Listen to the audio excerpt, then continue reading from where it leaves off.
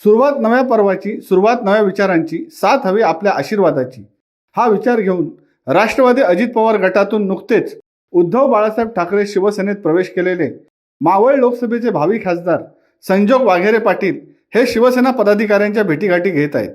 याची सुरुवात आज सोमवार दिनांक 8 जानेवारी रोजी खारघर येथून झाली. शिवसेना रायगड जिल्हा प्रमुख श्रीदादा घरत यांच्या मार्गदर्शनाखाली शिवसेना मध्यवर्ती कार्यालय खारघर येथे पनवेल विधानसभा मतदारसंघातील सर्व वरिष्ठ पदाधिकारी, सर्व शहर प्रमुख, महिला वरिष्ठ पदाधिकारी व युवासेना पदाधिकारी यांची आढावा बैठक पार पडली. यावेळी संजोग वाघेरे पाटील उपस्थित होते. त्यांचे जिल्हा प्रमुख श्रीदादांसह सर्व वरिष्ठ पदाधिकारी, शहर प्रमुख, महिला पदाधिकारी, शिवसैनिकांनी सत्कार करून अभिनंदन केले. यावेळी शिवसत्ता टाइम्स न्यूज चॅनलशी बोलताना संजोग वाघेरे पाटील यांनी केंद्र सरकारसह राज्य सरकारवर जोरदार टीका केली. सर, राजकारणी हे प्रवाहाच्या दिशेने वाहत जातात, पण तुम्ही कुठेतरी प्रवाहाच्या बाहेर पडलात. काय सांगाल एकंदरीत पक्ष सोडण्यामागचं नेमकं कारण?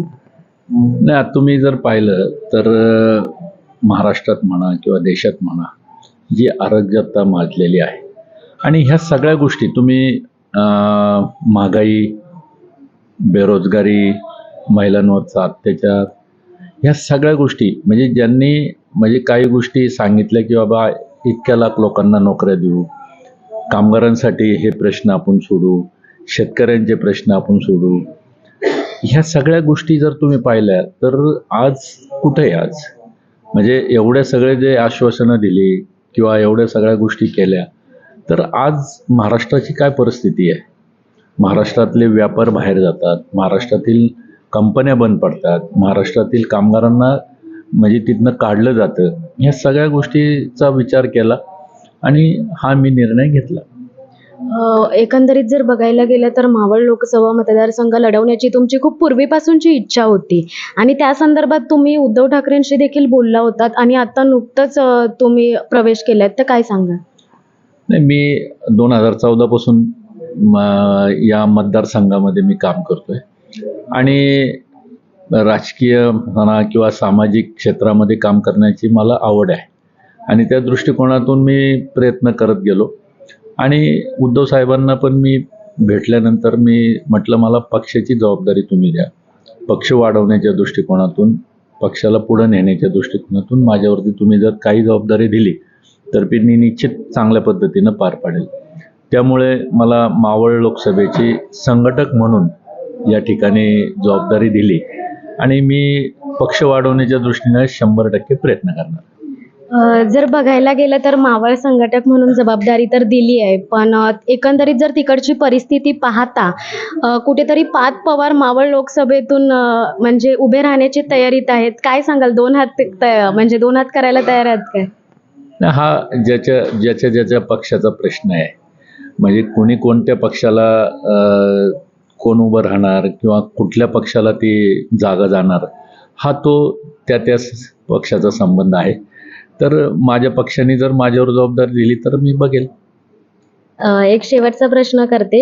राज्यात जे आता 3 तिघाडा सरकार चालू आहे, ज्या पद्धतीने तुम्ही आता अगोदर देखील बोललात की अनेक जे प्रकल्प आहेत ते बाहेर चालले आहेत, त्याच्यामुळे तरुण पिढी ही रोजगारापासून कुठेतरी वंचित आहे. काय सांगा? निश्चित तुम्ही जर पाहिलं तर म्हणजे पॉक्सॉन सारखा प्रकल्प असेल, इतर प्रकल्प असतील, त्याचबरोबर मोठा महानंदा प्रकल्प देखील. हे असे अनेक प्रकल्प बाहेर गेलेत आणि तुम्ही जर बारकाईनं बघितलं तर मी कामगार क्षेत्रामध्ये सुद्धा काम करतो. तर कामगारांचे जे काही प्रश्न आहेत, कामगारांच्या कायद्यांमध्ये जे काय हळूहळू यांनी बदल केलेत तर ते इतके घातक आहेत की हे सगळे कायदे जे आहेत हे म्हणजे कंपनीच्या बाजूनी किंवा मॅनेजमेंटच्या बाजूनी ते कायदे आहेत आणि त्याच्यामुळं आपला हा सर्वसामान्य कामगार वर्ग ह्याच्यावरती फार मोठी गदा आलेली आहे. म्हणजे एकीकडं काही प्रकल्प बाहेर जातात आणि दुसरीकडं कामगारांवरती कामाच्या म्हणजे त्यांना सस्पेंड केलं जातं, त्यांना बडतर्फ केलं जातं. त्या बाबतीमध्ये कधी काही कोण आवाज पण उठवत नाही आणि ह्या सगळ्या गोष्टी जर पाहिल्या तर निश्चित म्हणजे त्याचा म्हणजे हे जे आहे हे फक्त जे इन्व्हेस्टमेंट करतात त्यांच्यासाठीच हा प्रकल्प म्हणजे ह्या सगळ्या गोष्टी चालल्यात असं मला वाटतं. जर बघायला गेलं तर उद्धव ठाकरेंनी एक नवीन जबाबदारी आता दिली आहे मावळची. कशा पद्धतीने कामाला सुरुवात झाली आहे? काय?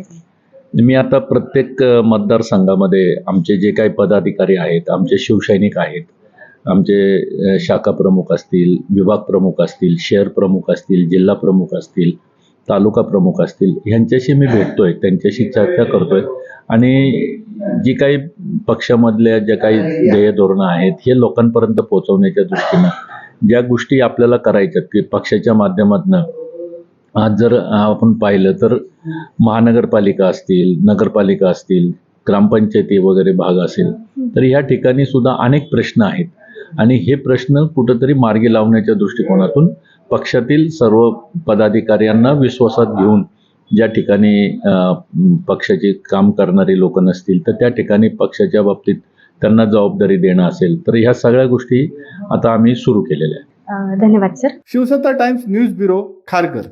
दे धडक बेधडक वृत्त देणाऱ्या आपल्या शिवसत्ता टाइम्स न्यूज चॅनलला लाल बटन दाबून सबस्क्राईब करा आणि बेल आयकॉनला क्लिक करायला विसरू नका.